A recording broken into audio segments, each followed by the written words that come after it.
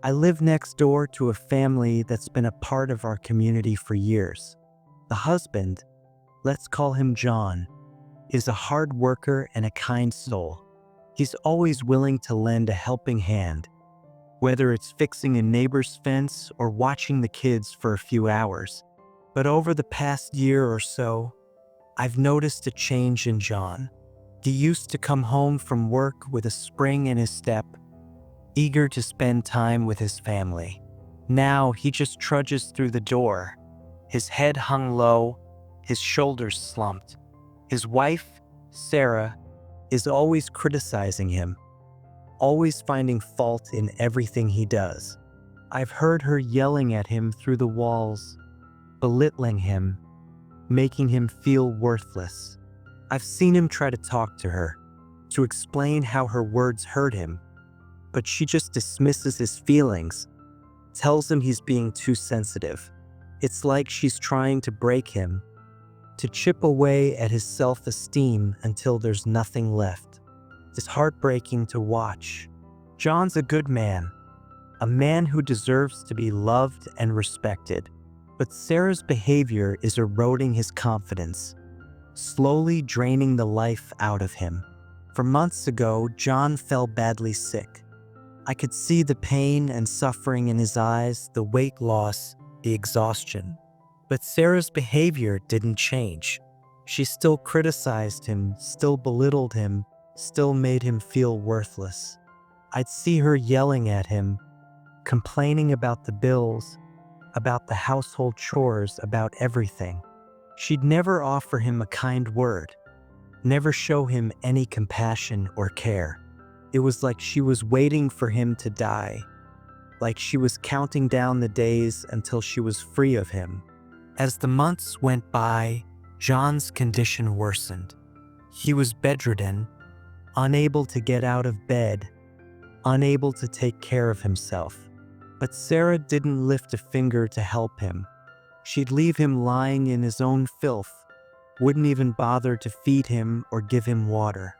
I'd see the kids visiting him occasionally, but Sarah was never there. She'd be out, running errands or busy with her own things. It was like John was already gone, like he was just a burden to her. The day John passed away was a sorrowful day.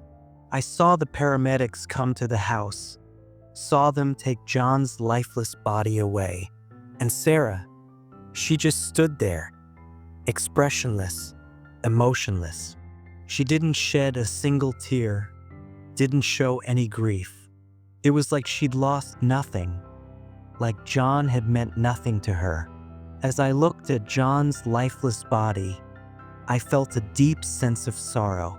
This good man, this kind soul, had been treated like dirt by the person who was supposed to love him most.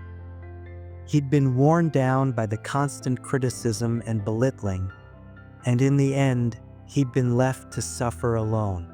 The experience left me shaken, and I'll never forget the tragedy of John's story. He deserved to be loved, to be cared for, to be treated with kindness and compassion.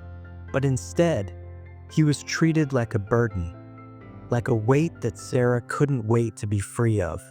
As the days went by, I couldn't help but think about the what-ifs.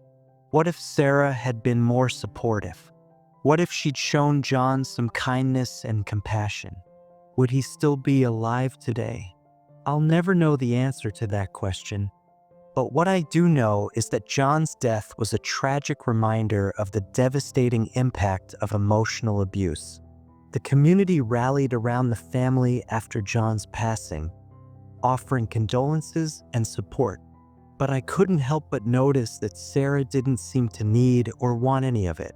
She went through the motions, attending the funeral and accepting the sympathy of the community.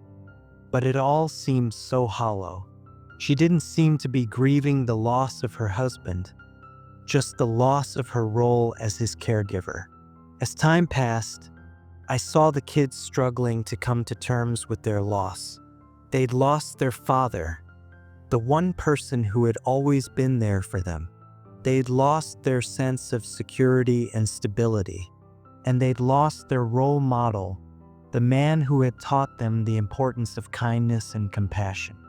I did my best to be there for the kids, to offer them some sense of comfort and support. I'd invite them over for dinner, listen to them talk about their father, and try to help them process their emotions. It was a difficult time for all of them, but I knew that with time, they'd heal. But as for Sarah, I couldn't help but wonder what the future held for her. Would she continue to be the same cold, calculating person she'd become? Or would she take the opportunity to reflect on her behavior, to realize the harm she'd caused, and to change? I didn't know, and to be honest, I didn't care.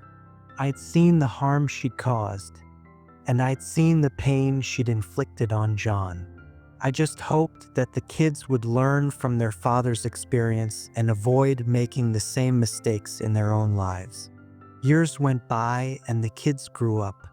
They moved away, started their own families, and began new lives.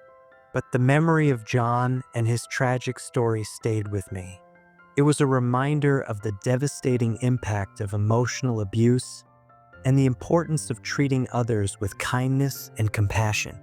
And it was a reminder that sometimes the people who are supposed to love us the most can be the ones who hurt us the most. The neighborhood changed over time, with new families moving in and old ones moving out. But the house where John and Sarah lived remained the same. It was a constant reminder of the tragedy that had unfolded within its walls. And every time I saw Sarah, who still lived there, I couldn't help but think of John and the way she had treated him. The weight of her indifference still lingered in the air, a haunting presence that seemed to cling to every aspect of that house. Even now, when I think back on John's story, I'm filled with a deep sense of sorrow. It's a reminder that some wounds never fully heal, and that the memories of those we've lost can stay with us forever. But it's also a reminder of the importance of kindness, compassion, and empathy. It's a reminder that we all have the power to make a difference in someone's life, to be the one who offers a kind word, a listening ear, or a helping hand. And it's a reminder that we should never take the people we love for granted, because one day they might be gone. As I reflect on John's story, I realize that it's not just a story about one man's tragic fate, but also a reminder of the impact we can have on others. We all have the power to choose how we treat others, and our actions can either uplift or destroy. John's story serves as a cautionary tale, reminding us to cherish our loved ones and to treat them with the kindness and compassion they deserve.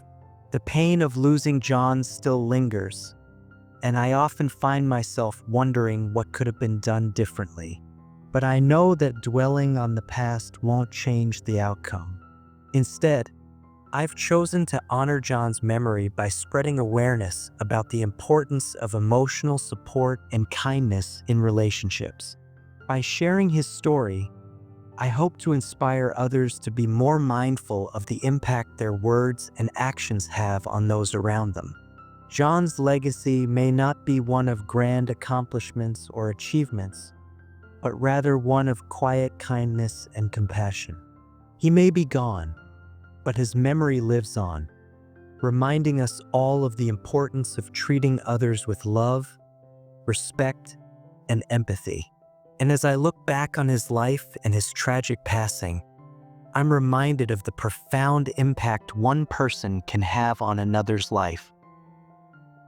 The house where John and Sarah lived still stands, a testament to the enduring power of memories, both good and bad.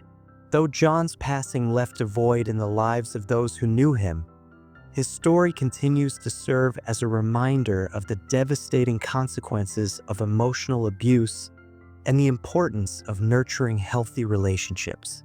By sharing his story, I hope to inspire others to prioritize kindness, compassion, and empathy in their own lives.